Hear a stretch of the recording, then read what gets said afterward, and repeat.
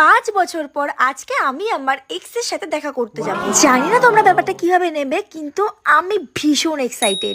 সবাই বলে না প্রথম ভালোবাসা কখনো ভোলা যায় না, তো সত্যি আজকে আমি ভীষণ ভীষণ ভীষণ ভীষণ খুশি। জানি না 5 বছর আগে আমার এক্স আমাকে কেন ছেড়ে চলে গেছিল। হয়তো আমি তখন দেখতে ভালো ছিলাম না, বা তখন হয়তো চুড়িদার ফুড়িদার পরতাম, তার জন্য হয়তো আমাকে পছন্দ হয়নি। তো ভাবছিলাম যে আমি কি চুড়িদার পরবো নাকি ড্রেস পরবো, তো ভাবলাম যে না, আগে তো চুড়িদারই পরতাম, তো আজকে আমি একটা ওয়েস্টার্ন টাইপের কোনো ড্রেস পরি। আর তোমাদেরকে আমি একটা কথাও শেয়ার করি, লাইফে দেখবে ধাক্কা খেতে খেতে, লাইফে ঠকতে ঠকতে কিন্তু তুমি অনেক কিছু শিখতে পারবে। সবাই আমাকে বলে, ইভেন আমার এক্সও আমাকে এটাই বলে, তুমি কিন্তু আগের থেকে অনেক চেঞ্জ হয়ে গেছো। আর সত্যি বলতে লাইফে কিন্তু চেঞ্জ হওয়াটা অনেকটাই জরুরি। লাইফে যত ঠকবে ততই কিন্তু শিখবে। তো চলো একটু হালকা পাতলা হয়ে মেকআপ করা যাক। আমি আবার বেশি মেকআপ পছন্দ করি না, আর আমার এক্সও কিন্তু অতিরিক্ত মেকআপ পছন্দ করে না, তার জন্য আজকে লাইট একটা মেকআপ লুক করব। আর তোমরা কিন্তু মন দিয়ে ভিডিওটা দেখো, কারণ তোমাদেরও অনেকেরই বয়ফ্রেন্ড আছে যারা কিন্তু হেভি মেকআপ পছন্দ করে না। সো তারা কিন্তু এই ভিডিওটা ফলো করো, আর এইভাবে সেরে যাবে তোমাদের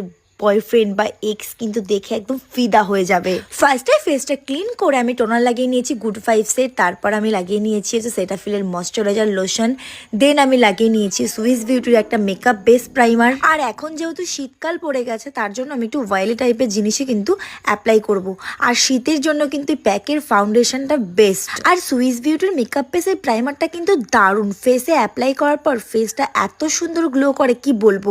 আর দেখো আমার গায়ের রং কিন্তু অতটাও ফেয়ার নয়, আর আমি অত ফর্সা হতেও চাই না। আমি আমার গায়ের কালার নিয়ে অনেকটাই হ্যাপি, আর তার জন্য কিন্তু দেখো আমার একদম শেডের কিন্তু আমি ফাউন্ডেশন লাগিয়ে নিয়েছি। আর এবার আমি লিকুইড ব্লাসার ইউজ করব। কত দিন ধরে সিঙ্গেল আছি গাইস, তোমরা তো জানোই যারা আমার ভিডিও কন্টিনিউ ফলো করো। লাস্টবার যখন ব্রেকআপ হয় তারপর থেকে না আমার মনে আর কোনো প্রেম টেম কিছুই নাই। শুধু মনে হয় যে না, খাবো দাবো, ঘুরবো ফিরবো, ইনকাম করব, ব্যাস। আগে যখন ব্রেকআপ হতো তখন ব্রেকআপ হওয়ার সাথে সাথে নতুন বয়ফ্রেন্ড খুঁজতাম যে না, ওকে আমি দেখিয়ে দেবো।